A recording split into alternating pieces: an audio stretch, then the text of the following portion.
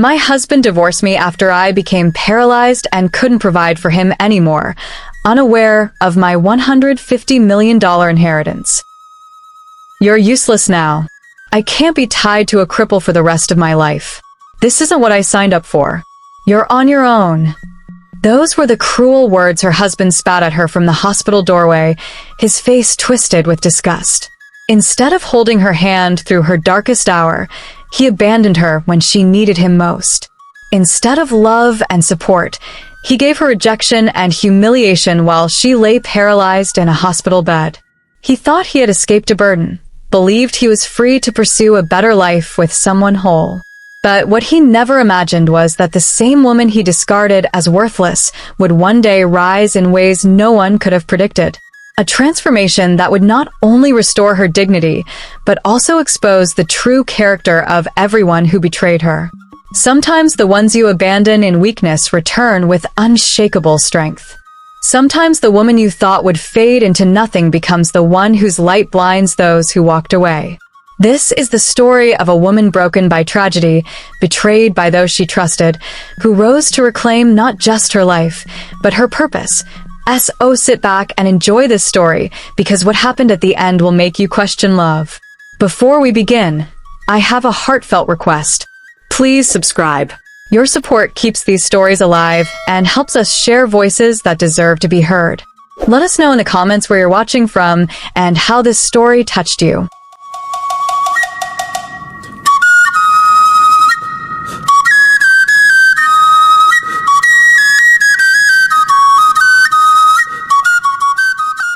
Grace Okafor believed her life was blessed, even on the difficult days.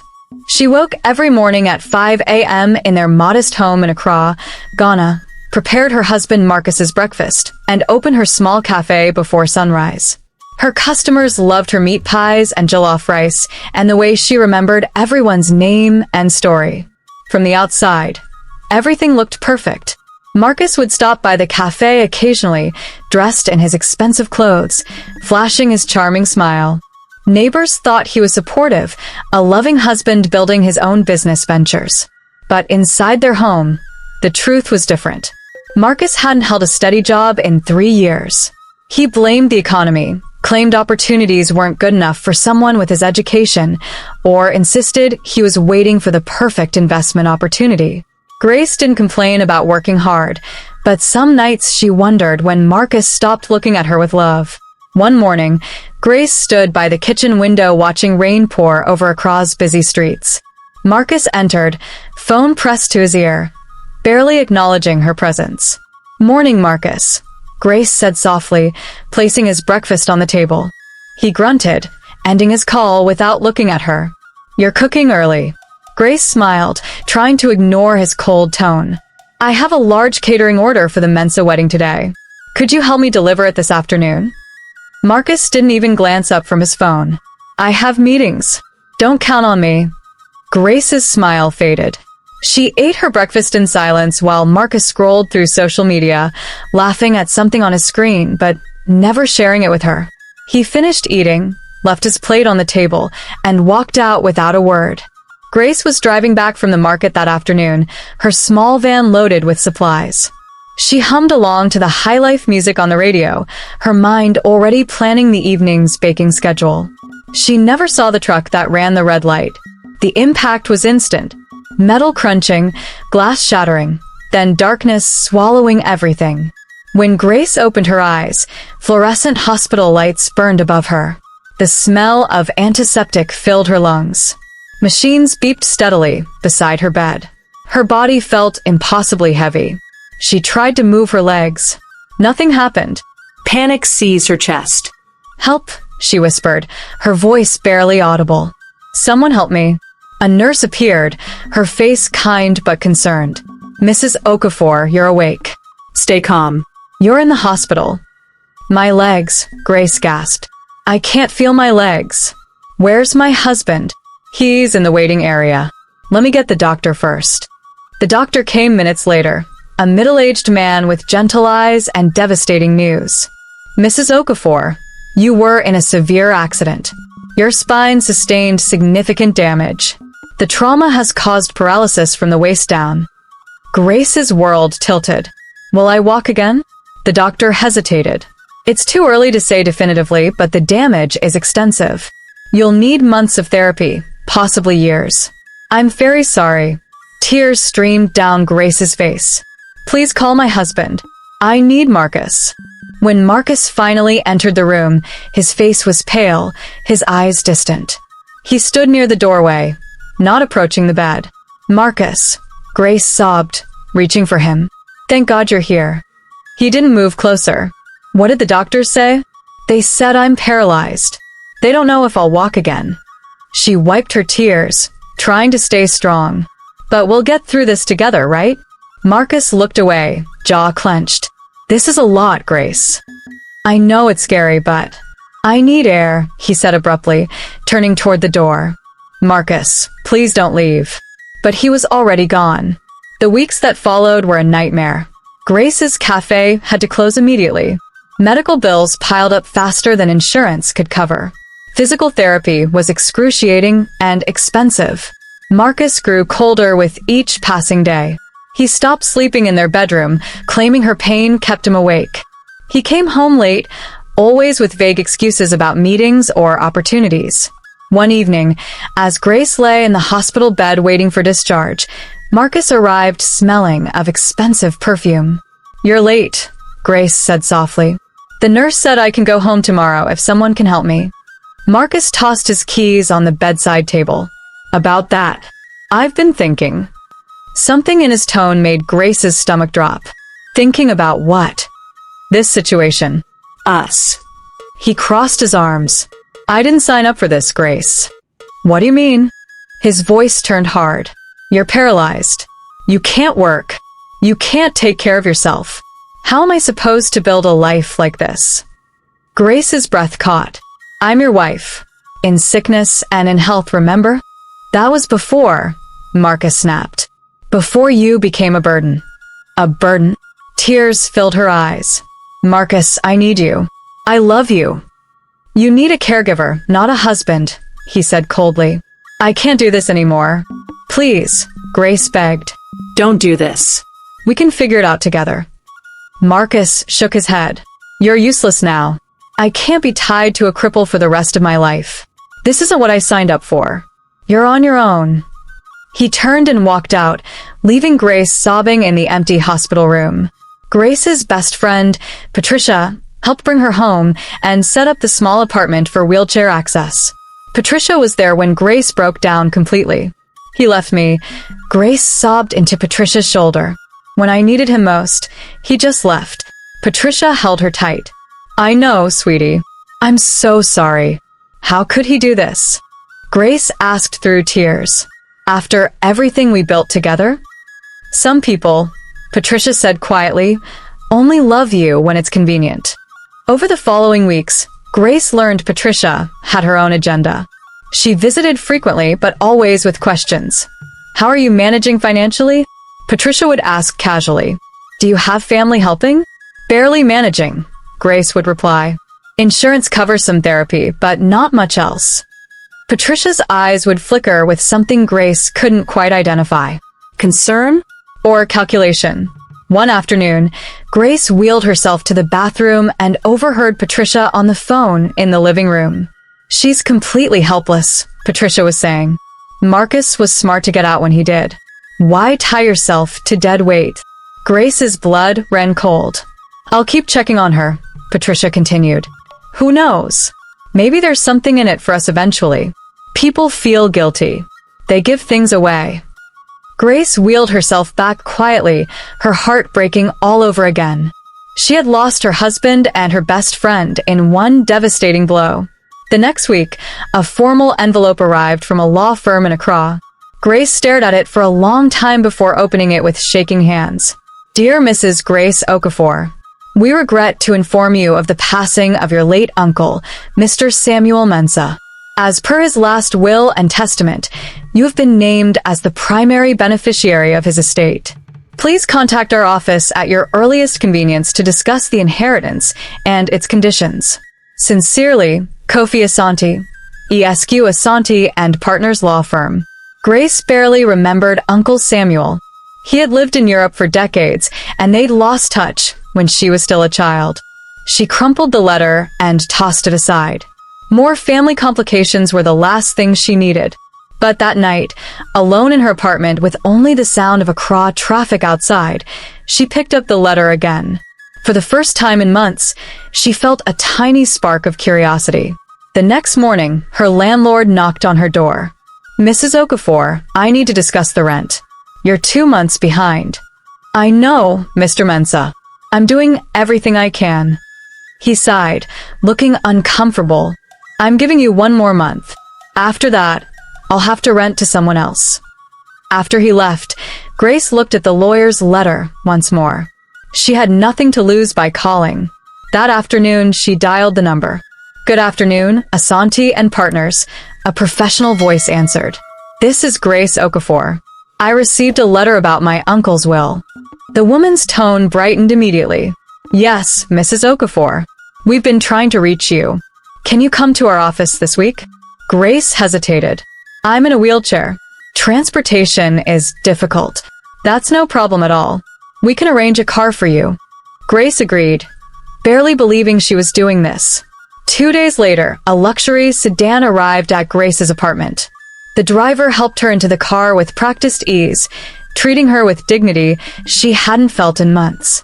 At the law firm's elegant office, she was wheeled into a conference room where a distinguished man in his 50s waited. "Mrs. Okafor, I'm Kofi Asante. Thank you for coming." He shook her hand warmly. "I'm confused," Grace admitted. "I barely knew my uncle." "He knew you," Mr. Asante said gently. "He followed your life from abroad. He was very proud of your cafe, your kindness to your community." Grace felt tears prick her eyes. "What did he leave me?" Mr. Asante opened a thick file. "Your uncle was a very successful businessman in Europe.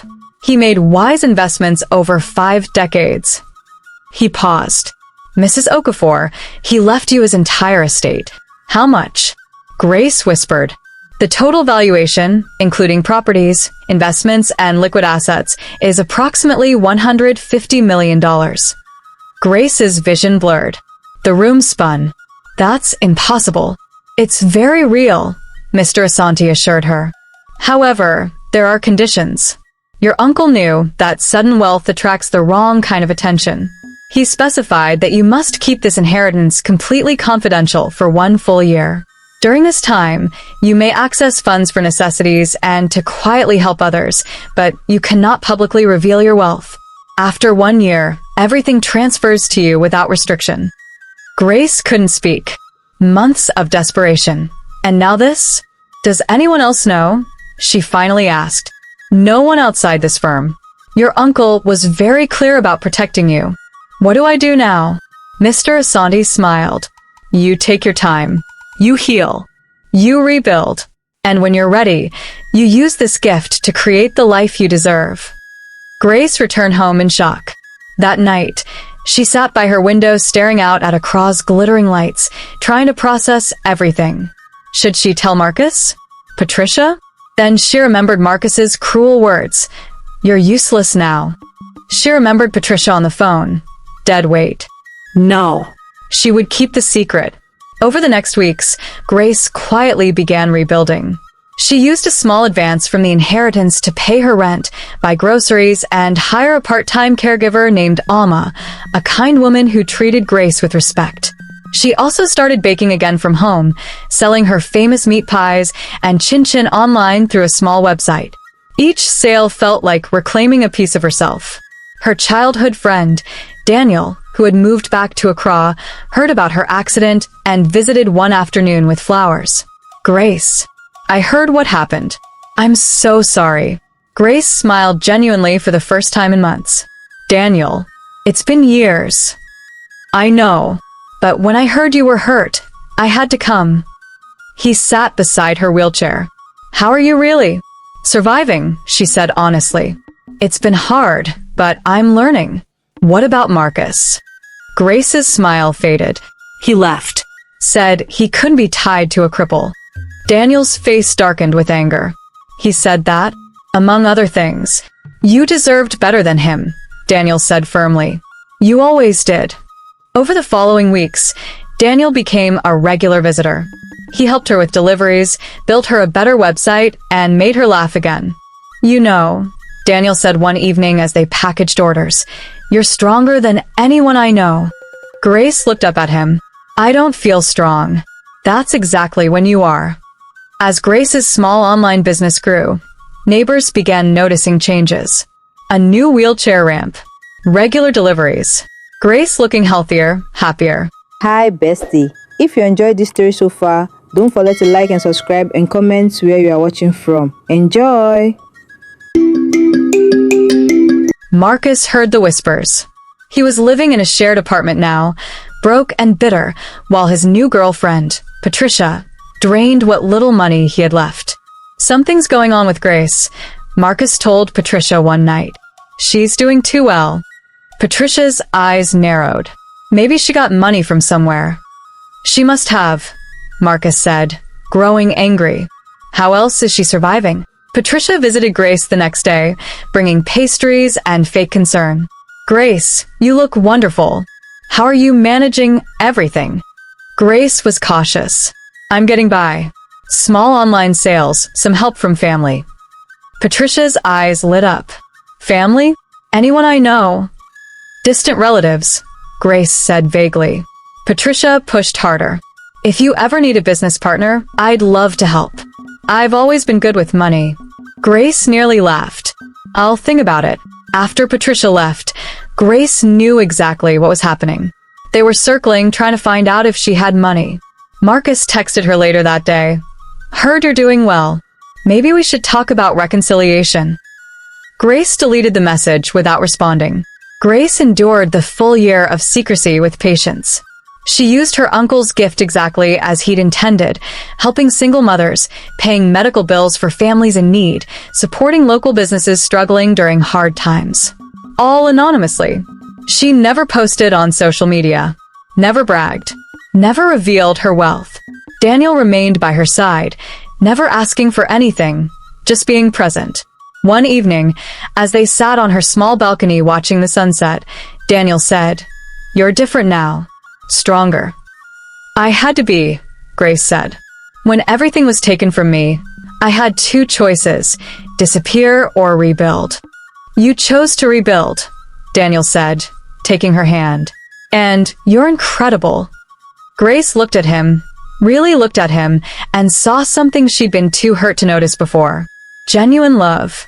Not convenience or obligation, but real, patient love. Thank you for being here, she whispered. I'm not going anywhere, Daniel promised. Exactly 1 year after receiving the inheritance, Mr. Asante called Grace. Mrs. Okafor, the confidentiality period has ended. The full estate is now yours without restriction. What would you like to do? Grace had been planning for this moment for months. I want to reopen my cafe. Bigger, better, focused on hiring people who need second chances. People with disabilities, single parents, anyone struggling. An excellent idea, Mr. Asante said warmly. We'll help you with everything. Grace also established the Mansa Foundation, named after her uncle, dedicated to supporting accident survivors and their families across Ghana. Within weeks, construction began on her new cafe in a prime location in Accra. The local news covered the story. Local entrepreneur makes comeback after tragic accident. The cafe opened to massive crowds. People came from across the city to support her, to taste her famous food, to celebrate her resilience. Daniel was there every day, managing operations, supporting her vision, loving her without condition. It didn't take long for Marcus and Patricia to hear about Grace's dramatic success. One afternoon, as Grace reviewed applications for the foundation in her new office, her assistant knocked hesitantly. Mrs. Okafor, you have visitors. Marcus Okafor and Patricia Mansa. Grace's stomach tightened, but her voice was steady. Send them in. Marcus and Patricia entered looking thin, desperate, and angry. The contrast to their former arrogance was striking. Grace, Marcus began, forcing a smile that didn't reach his eyes. You look amazing. This place is incredible. Grace remained calm, her hands folded on her desk. What do you want? Patricia stepped forward. We made mistakes. We were wrong to abandon you. We're hoping you can forgive us and maybe help us get back on our feet. Grace felt the old wounds pulse, but she had healed too much to let them break her again. You left me when I had nothing, Grace said quietly. Called me useless. Dead weight. A burden. Marcus's face flushed. I was scared. I didn't know how to handle it. You didn't try, Grace said. Neither of you did. Now you want help because I'm successful. Patricia's tears looked fake. Please, Grace. We have nothing. Grace shook her head slowly. You have each other. That's more than I had when you both left me lying paralyzed in a hospital bed. Marcus's mask dropped. You think you're better than us now? You're nothing without that money. Grace smiled sadly. I was never nothing, Marcus. You just never saw who I really was. She pressed the intercom. Daniel, please escort these people out. As Daniel appeared and they were led away, Patricia hissed, You'll regret this. No, Grace said firmly. I won't. The door closed, and Grace felt a weight lift from her shoulders. For the first time since the accident, she felt completely free. Months passed. Grace's cafe became a community gathering place. Her foundation helped hundreds of families. Local and international media shared her story, not just of wealth, but of resilience, forgiveness, and purpose. She gave interviews where she spoke honestly. Betrayal taught me who I really was. Pain showed me my own strength. Loss taught me what truly matters. Daniel proposed on the cafe's first anniversary. He knelt beside her wheelchair in front of all their friends and family. Grace Okafor, you are the strongest, kindest, most beautiful person I've ever known. Will you marry me? Through happy tears, Grace said yes. Their wedding was simple but joyful, filled with the people who had stood by her, and notably missing those who hadn't. As Grace sat in her wheelchair during the reception, surrounded by love and laughter, she realized something profound. Her tragedy hadn't destroyed her. It had revealed her. Marcus and Patricia's betrayal hadn't broken her. It had freed her. And her uncle's gift hadn't just given her money. It had given her the space to discover who she truly was. Grace's story spread across Ghana and beyond, becoming a modern folktale about resilience and grace. Not about revenge, but about rising above betrayal with dignity. People would say, remember Grace Okafor? The woman who lost everything and built it back better? And the answer was always, yes.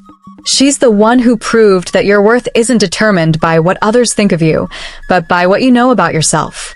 Moral lesson: true strength isn't measured by what you have, but by who you become when everything is taken away.